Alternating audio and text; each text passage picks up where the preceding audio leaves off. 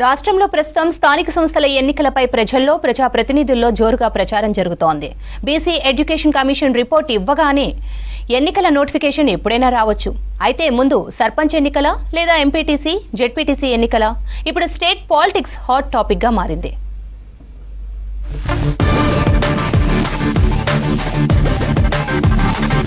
రాష్ట్రంలో స్థానిక సంస్థల ఎన్నికలపై రకరకాలుగా చర్చ జరుగుతోంది.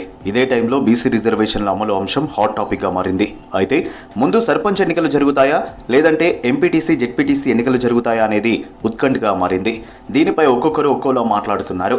అయితే ప్రభుత్వం నుంచి మాత్రం ఇప్పటి వరకు ఏ ఎన్నికలు ముందు నిర్వహించాలనే దానిపై క్లారిటీకి రాలేదని సమాచారం.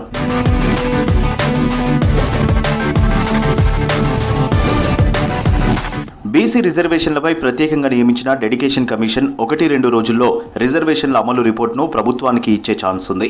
ఆ తర్వాత రిజర్వేషన్లు ఖరారు చేసి ఎన్నికలకు వెళ్లేందుకు సిద్ధమవుతోంది రాష్ట్ర సర్కార్.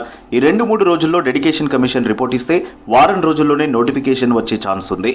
అదే జరిగితే మార్చి మొదటి వారంలో ఎన్నికల ప్రక్రియ పూర్తయ్యే అవకాశం ఉంది.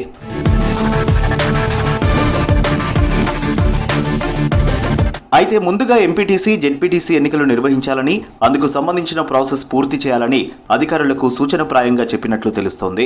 ఈ ఎన్నికలు నిర్వహిస్తే బీసీలకు ఇచ్చే రిజర్వేషన్లపై ఒక క్లారిటీ రావడంతో పాటు ఎన్నికల్లో ఇచ్చిన హామీ ప్రకారం బీసీలకు 42% ఇచ్చినట్లు అవుతుందని భావిస్తున్నట్టు పార్టీలో చర్చ జరుగుతోంది.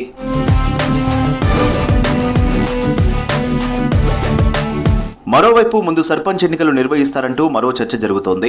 ముందుగా సర్పంచ్ ఎన్నికలు నిర్వహిస్తే ప్రభుత్వంపై ప్రజలకు ఉన్న అభిప్రాయంపై ఒక క్లారిటీ వచ్చే అవకాశం ఉంటుందనే చర్చ ఉంది. ప్రభుత్వం ఆలోచన ఇలా ఉంటే ఎన్నికలు ఏవైనా సరే సర్కారు నుంచి గ్రీన్ సిగ్నల్ రాగానే ఎలాంటి ఇబ్బందులు లేకుండా ఎన్నికలు నిర్వహించేలా ఏర్పాట్లలో ఉంది రాష్ట్ర ఎన్నికల సంఘం.